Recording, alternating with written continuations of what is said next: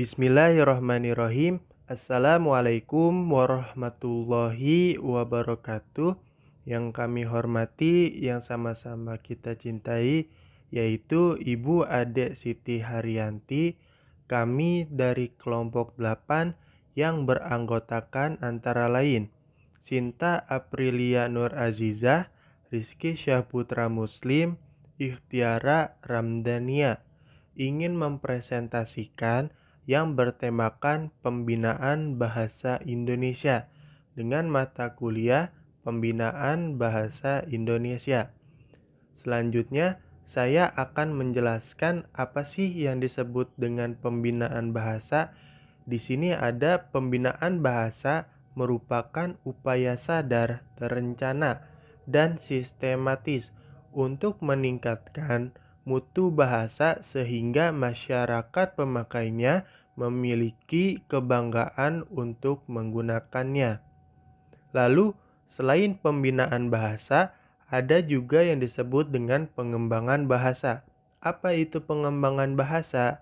Pengembangan bahasa adalah keseluruhan usaha dan kegiatan yang ditunjukkan kepada penyesuaian struktur dan fungsi bahasa dengan kebutuhan masyarakatnya.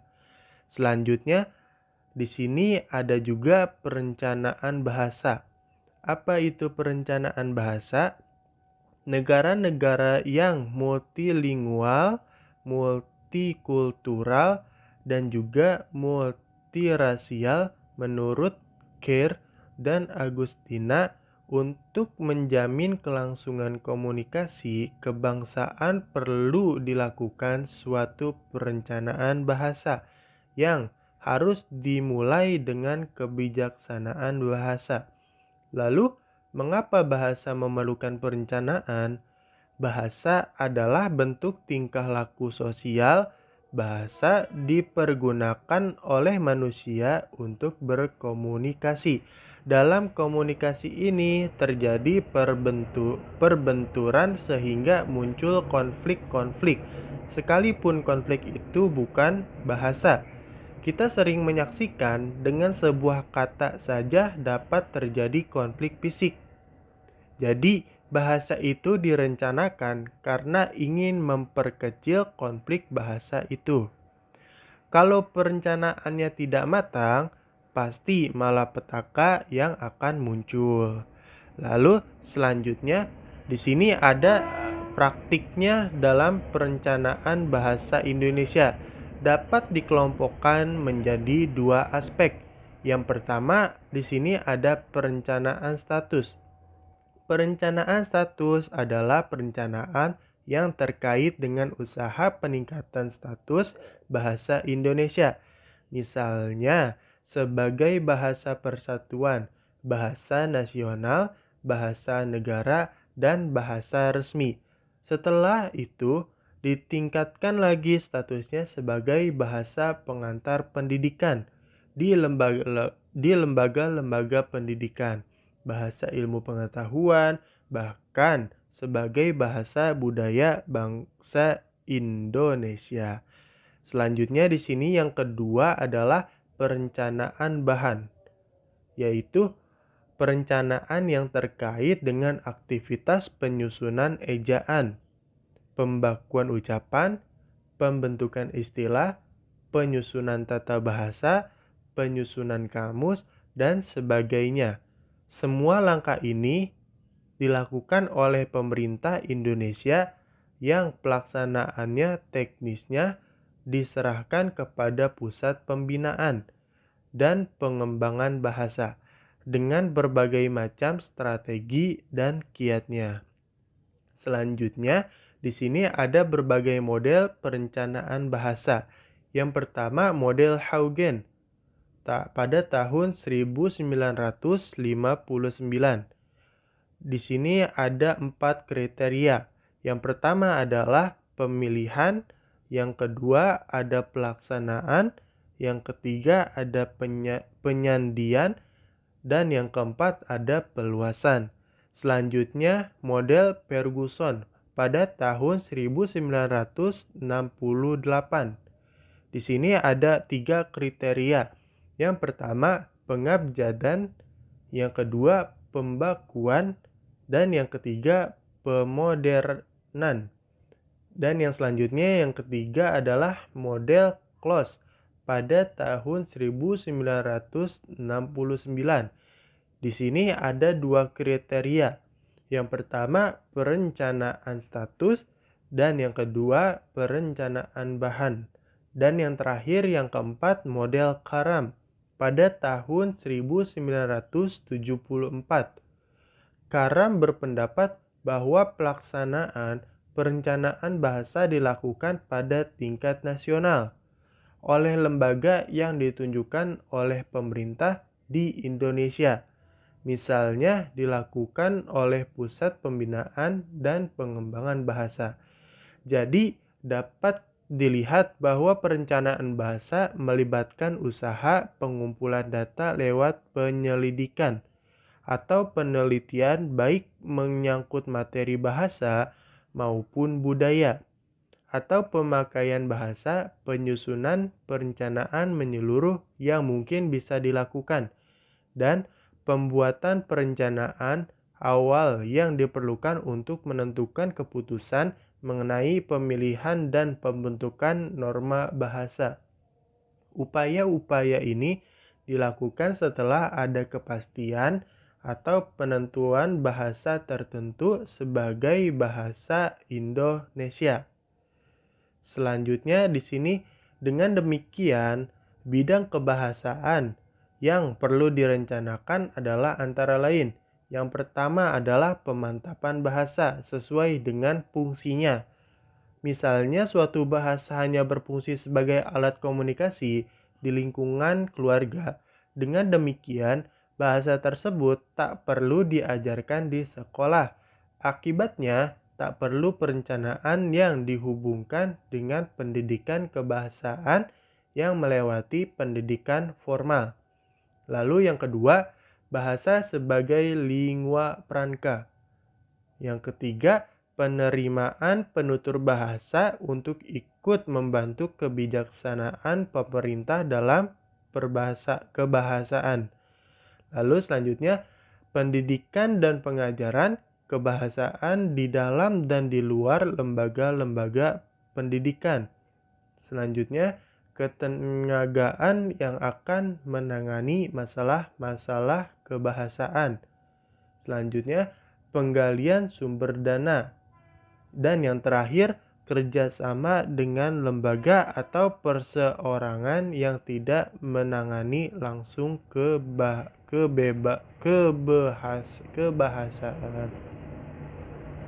Mungkin ini yang dapat saya sampaikan. Selanjutnya akan dibawakan oleh teman saya. Bahasa dan budaya. Bahasa telah dikukuhkan oleh para ahli bahasa bahwa bahasa sebagai alat komunikasi secara genetis hanya ada pada manusia. Implementasinya, manusia mampu membentuk lambang atau memberi nama guna menandai setiap kenyataan. Kelangsungan hidup sebuah bahasa sangat dipengaruhi oleh dinamika yang terjadi dalam dan dialami penuturnya. Dengan kata lain, budaya yang ada di sekeliling bahasa tersebut akan ikut menentukan wajah dari bahasa itu. Istilah bahasa dalam bahasa Indonesia sama dengan ledge, dalam bahasa Inggris Taal, dalam bahasa Belanda Spreek, dalam bahasa Jerman Lekhatun, dalam bahasa Arab dan dalam bahasa Sanskerta. Istilah-istilah tersebut masing-masing mempunyai aspek tersendiri sesuai dengan pemakainya. Untuk menyebutkan suatu unsur kebudayaan yang mempunyai aspek yang sangat luas, sehingga merupakan konsep yang tidak mudah didefinisikan, seperti yang diungkapkan oleh para ahli. Stephen berpendapat bahwa bahasa adalah sistem lambang sewenang-wenang, berupa bunyi yang digunakan oleh anggota-anggota suatu kelompok sosial untuk kerjasama dan saling berhubungan. Menurut Chomsky, language is a set of sentences. It finite like out of a finite set of elements. Menurut Karaf, bahasa adalah alat komunikasi antara anggota masyarakat berupa lambang bunyi, suara yang dihasilkan oleh alat ucap manusia. Budaya kebudayaan menurut Schindler's sebagaimana disebutkan oleh Ferdiani Saifuddin dalam bukunya Antropologi Kontemporer, yaitu sistem simbol yang terdiri dari simbol-simbol dan makna-makna yang dimiliki bersama, yang dapat diidentifikasi dan bersifat publik. Senada dengan pendapat di atas, Claude Lévi-Strauss memandang kebudayaan sebagai sistem struktur dari simbol-simbol dan makna-makna yang dimiliki bersama, yang dapat diidentifikasi dan bersifat publik. Adapun Gottnoth, sebagaimana disebutkan Mujia Raharjo dalam bukunya Relung-Relung Bahasa, mengatakan bahwa budaya suatu masyarakat adalah apa saja yang harus diketahui dan dipercayai seseorang sehingga dia bisa bertindak sesuai dengan norma dan nilai yang berlaku di dalam masyarakat. Bahwa pengetahuan itu merupakan sesuatu yang harus dicari dan perilaku harus dipelajari dari orang lain, bukan karena keturunan. Karena itu budaya merupakan cara yang harus dimiliki seseorang untuk melaksanakan kegiatan sehari-hari dalam hidupnya. Adapun menurut Canada Convention for UNESCO, seperti yang dikutip oleh Nur Syam, mengatakan kebudayaan adalah sebuah sistem nilai yang dinamik dari elemen-elemen pembelajaran yang berisi asumsi, kesepakatan, keyakinan, dan aturan-aturan yang memperbolehkan anggota kelompok untuk berhubungan dengan yang lain serta mengadakan komunikasi dan membangun potensi kreatif mereka. Definisi-definisi di atas dan pendapat para ahli lainnya dapat dikelompokkan menjadi 6 golongan menurut Abdul Shair, yaitu 1. Definisi deskriptif, yakni definisi yang menerangkan pada unsur-unsur kebudayaan. 2. Definisi historis, yakni definisi yang menekankan bahwa kebudayaan itu diwarisi secara kemasyarakatan. 3. Definisi normatif, yakni definisi yang menekankan hakikat kebudayaan sebagai aturan hidup dan tingkah laku. 4. Definisi psikologis, yakni definisi yang menekankan pada kegunaan kebudayaan dalam menyesuaikan diri kepada lingkungan, pemecahan persoalan, dan belajar hidup. 5. Definisi struktural, definisi yang menekankan sifat kebudayaan sebagai suatu sistem yang berpola teratur. 6. Definisi genetik, yang menekankan pada terjadinya kebudayaan sebagai hasil karya manusia. Dengan demikian, kebudayaan adalah segala sesuatu yang dipelajari dan dialami bersama secara sosial oleh para anggota suatu masyarakat, sehingga suatu kebudayaan bukanlah hanya akumulasi dari kebiasaan dan tata kelakuan, tetapi suatu sistem perilaku yang terorganisasi, dan kebudayaan melingkupi semua aspek dan segi kehidupan manusia, baik itu berupa produk, material, atau non-material. Bahasa Indonesia, pembakuan bahasa. Proses pemilihan salah satu ragam bahasa menjadi ragam bahasa resmi sebagai tolak ukur atau norma. Penggunaan bahasa yang baik dan benar dengan usaha dan pengembangan yang tiada henti atau selama bahasa itu masih digunakan. Fungsinya, efisiensi dan efektivitas komunikasi, integrasi masyarakat budaya, dan pembinaan bahasa nasional. Bahasa baku adalah varietas bahasa yang berkontras dengan bentuk-bentuk vernakular atau termasuk dialek geografis dan sosiolek. Bahasa baku diterima di masyarakat sebagai peranti komunikasi publik dan formal, seperti dalam perundang-undangan, surat menyurat, dan rapat resmi. Pengertian bahasa baku menurut para ahli. Halim 1980 berpendapat bahwa bahasa baku adalah bahasa yang dilembagakan dan diakui oleh sebagian kelompok pemakainya sebagai bahasa resmi dan kerangka rujukan norma bahasa serta penggunaannya. Bahasa baku sebagai kerangka rujukan memiliki norma dan kaidah yang dijadikan tolak ukur benar atau tidaknya penggunaan bahasa. Dietmar 1976 mendefinisikan bahwa bahasa baku sebagai ragam ujaran dari satu masyarakat bahasa yang disahkan sebagai norma keharusan bagi pergaulan sosial atau kepentingan dari berbagai pihak yang dominan dalam masyarakat itu.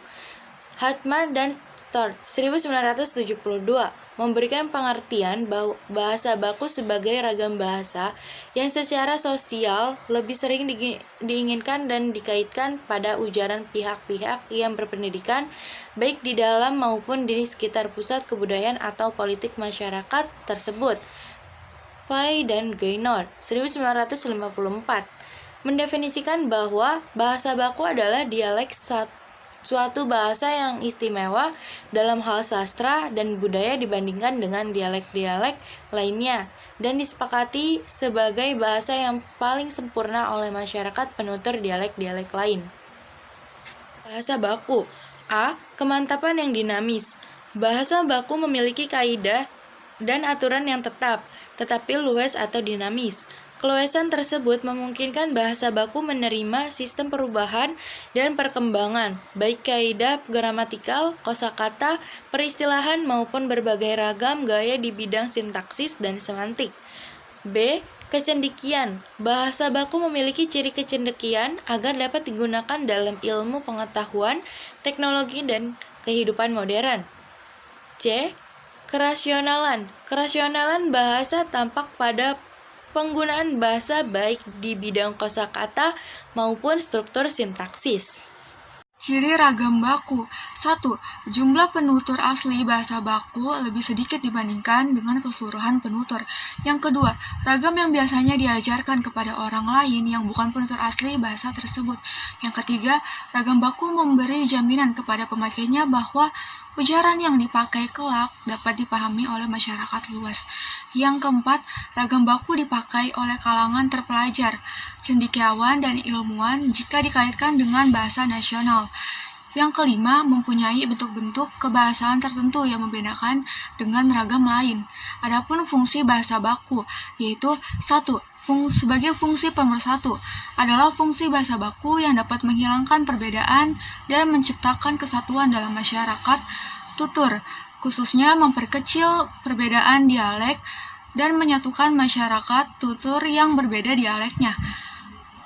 Fungsi pemisah, berarti bahwa bahasa baku dapat menjadi pemisah atau pembeda penggunaan ragam bahasa tersebut baik dalam situasi formal maupun situasi non-formal. Fungsi pemisah dimaksudkan sebagai fungsi yang membedakan antara bahasa baku dengan bahasa yang lainnya. Fungsi harga diri adalah fungsi bahasa baku yang dapat membuat penggunanya merasa memiliki harga diri yang tinggi daripada mereka yang tidak memakai bahasa baku, karena bahasa baku tidak dipelajari dari lingkungan hidup sehari-hari. Yang terakhir, fungsi kerangka acuan mengandung pengertian bahwa bahasa baku akan menjadi tolak ukur atau patokan untuk norma pemakaian bahasa yang baik dan benar secara umum.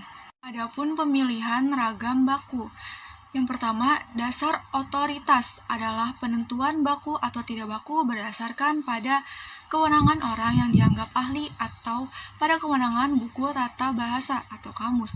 Yang kedua, dasar bahasa penulis-penulis terkenal adalah pembakuan bahasa yang berdasarkan bahasa yang digunakan oleh para penulis terkenal. Yang ketiga, dasar demokrasi adalah menentukan bahasa yang baku atau tidak baku dengan menggunakan data statistik untuk mengetahui frekuensi penggunanya. Keempat, dasar logika adalah dalam penentuan baku ataupun tidak baku digunakan pemikiran logika, bisa diterima akal atau tidak. Yang kelima, dasar bahasa orang-orang terkemuka dalam masyarakat. Maksudnya, penentuan baku atau tidaknya suatu bentuk bahasa didasarkan pada bahasa orang-orang terkemuka, seperti pemimpin, wartawan, pengarang, guru, dan sebagainya.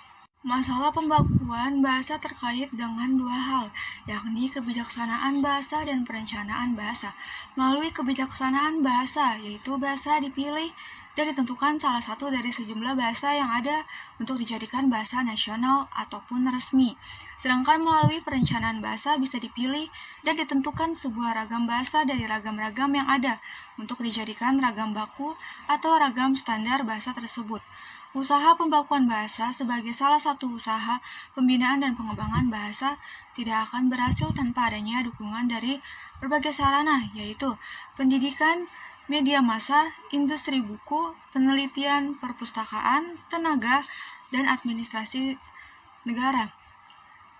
Bahasa Indonesia baku.